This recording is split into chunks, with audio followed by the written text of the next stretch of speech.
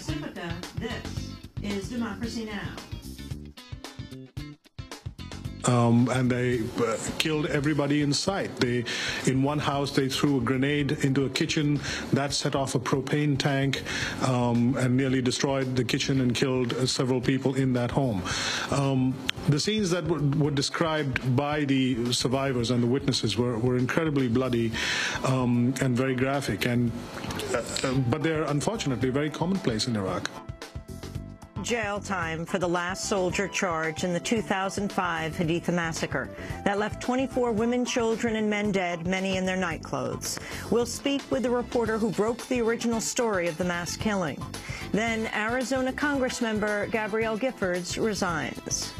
I have more work to do on my recovery, so to do what is best for Arizona, I will step down this week. Giffords was shot through the head with a Glock pistol. We'll speak with Business Week's Paul Barrett, author of the new book, Glock, The Rise of America's Gun. All that and more coming up.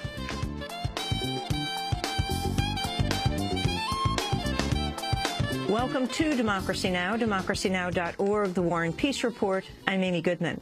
President Obama took a State of the Union call for tackling income inequality on the road Wednesday with a speech at an assembly plant in Iowa.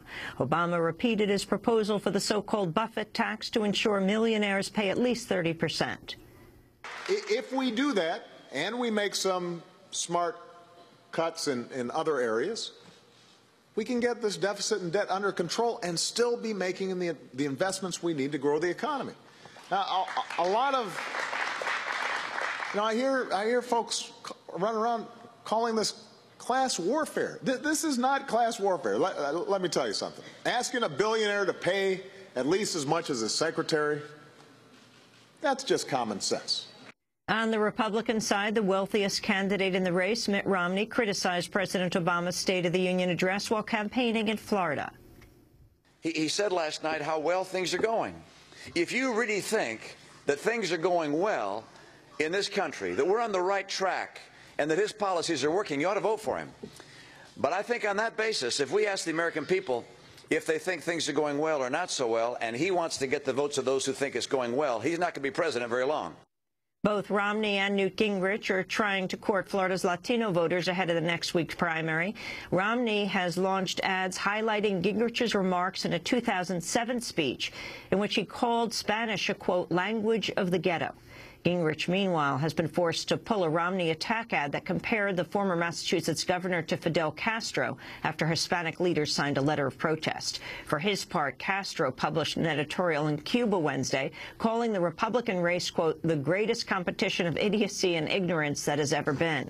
Also Wednesday, Gingrich criticized Romney's comments that undocumented immigrants will choose to self-deport when faced with strict immigration laws. You have to live in a world of Swiss bank accounts and Cayman Island accounts and automatic, $20 million a year income with no work to have some fantasy this far from reality. Remember that I talk very specifically about people who've been here a long time, who are grandmothers and grandfathers, who have been paying their bills, they've been working, they're part of the community. At the same campaign event, Gingrich was asked about his own history of extramarital affairs in light of his effort to impeach Bill Clinton over the Monica Lewinsky scandal.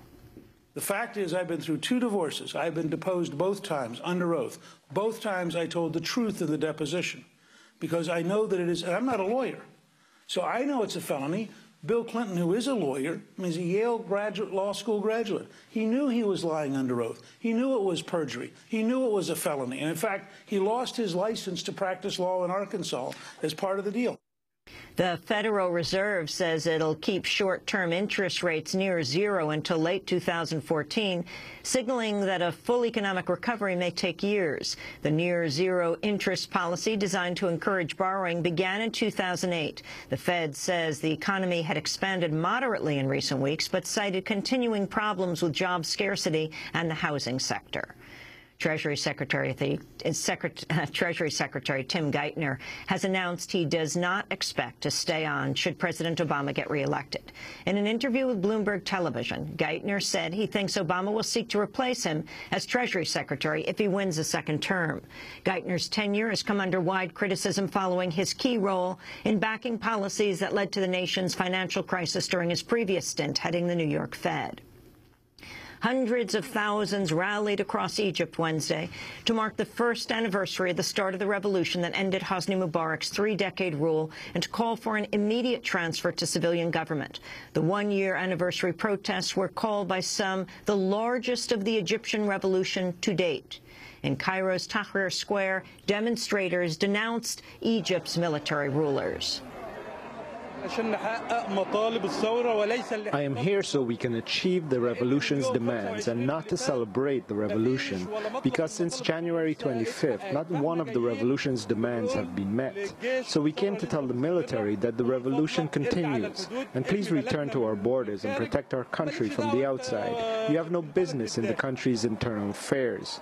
You can go to our website at democracynow.org for our interview with Democracy Now! Correspondent Sharif Abdel-Quddus from Wednesday's broadcast, as well as his trove of interviews over the last year.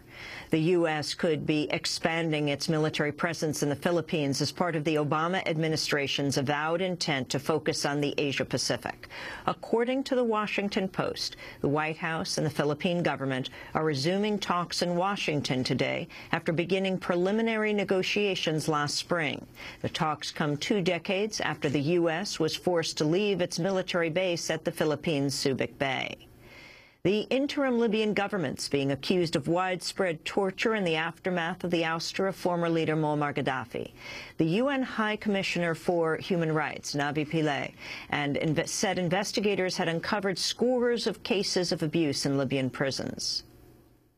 CRC visited over 8,500 detainees in approximately 60 places of detention between March and December 2011. The majority of detainees are accused of being Gaddafi loyalists and include a large number of sub-Saharan African nationals. The lack of oversight by the central authorities creates an environment conducive to torture and ill treatment. My staff have received alarming reports that this is happening in places of detention that they have visited. The annual gathering of some of the world's most powerful political and corporate figures is underway as Switzerland hosts the World Economic Forum in Davos. Scores of protesters have made the trip to protest corporate greed. On Wednesday, Greenpeace International Executive Director Kumi Naidoo took part in one of the Davos protests. All our democracies and all have been captured to a large extent in many, many countries by corporate power. That in fact, should corporations have a voice about public life? Yes. Should they have the level and depth of voice that they have now? Absolutely not. And we need to put a leash, that's the message of this campaign, on corporations for them to be more accountable, for them to be better global citizens. Dozens of Occupy protesters have also set up an igloo encampment in the sub-zero temperatures near the Davos summit.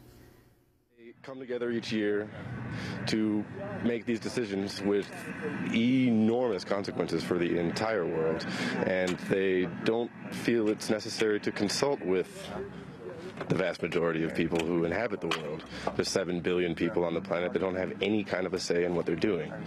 And we just find that it's a personification of the fact that free market capitalism and democracy don't really fit together. And that's just the fundamental thrust of the Occupy movement in general.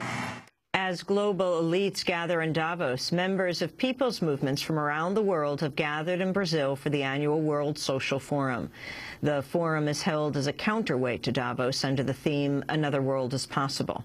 This year's meeting is being held in Brazil's Rio Grande do Sul, the site of the first World Social Forum in 2001. Arizona Congressmember Gabrielle Giffords bid farewell to her House colleagues Wednesday following her announcement she's stepping down to continue to recover from injuries sustained in the Tucson shooting rampage a year ago. In a tearful ceremony, Congressmember Debbie Wasserman Schultz, a South Florida representative and close friend of Giffords, read Giffords' resignation letter. I have given all of myself to being able to walk back onto the House floor this year to represent Arizona's 8th Congressional District. However, today I know that now is not the time. I have more work to do on my recovery before I can again serve in elected office. We'll have more on this story later in the broadcast. Indiana's Republican-controlled legislature has approved a measure that would prohibit private sector workplaces from requiring workers to pay dues or other fees to join a union. The so-called Right to Work bill was passed over the opposition of Democratic lawmakers who'd boycotted the assembly in a bid to deny Republicans quorum. Once enacted, Indiana will be the 23rd state to adopt a so-called Right to Work law. Opponents call the measure an attack on organized labor that'll result in lower wages and diminished collective bargaining rights. A former employee is accusing the oil giant BP of firing him for refusing to alter data about the cleanup of the 2010 Gulf Coast oil spill. In a lawsuit filed in Louisiana, August Walter says he was subjected to a malicious campaign after voicing concerns that BP was defying the cleanup requirement mandated by government officials. Walter says a BP executive informed him of, quote, people watching him to ensure he would not interfere with BP's plans. According to Walter, BP officials hid data from the Coast Guard to avoid having to clean up certain areas. Walter was fired from BP last month. He's seeking compensation under the Louisiana Environmental Whistleblower Statute. The publisher of the small newspaper, the Atlanta Jewish Times, has resigned after writing that Israel should consider assassinating President Obama. In a recent column, Andrew Adler wrote that Israel should potentially, quote, take out a president deemed unfriendly to Israel. The Secret Service says it's investigating. And New York City Police Commissioner Ray Kelly has apologized for his appearance in a documentary that says Muslim leaders and organizations in the U.S. are part of a plot for global jihad. An NYPD spokesperson had told reporters he believed the footage of Kelly had come from another source, not from an interview with filmmakers. But on Wednesday, Kelly admitted he was interviewed for the movie, which is called The Third Jihad. The New York Police Department has also claimed the film was screened only to a small number of officers, but it was revealed this week it was in fact screened by more than 1,400 officers. Groups including the New York chapter of the Council on American Islamic Relations and the Muslim American Civil Liberties Coalition are now calling for Kelly's resignation. In related news, Commissioner Kelly's son, Greg Kelly, a local television anchor, is being investigated by the Manhattan District Attorney after he was accused of raping a woman last October in Lower Manhattan. And those are some of the headlines. This is Democracy Now!, democracynow.org, The War and Peace Report. I'm Amy Goodman. And I'm Juan Gonzalez. Welcome to all of our listeners and viewers around the country and around the world.